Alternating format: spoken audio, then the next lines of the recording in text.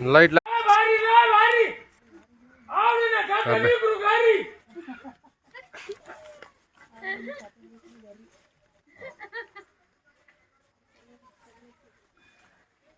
एकदा खाणार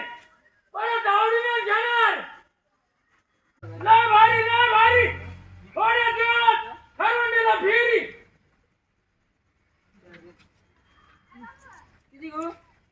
एकदा खाणार का घरी लहान लेकरू म्हणताय पप्पा लय भारी केवळ 4-5 घरी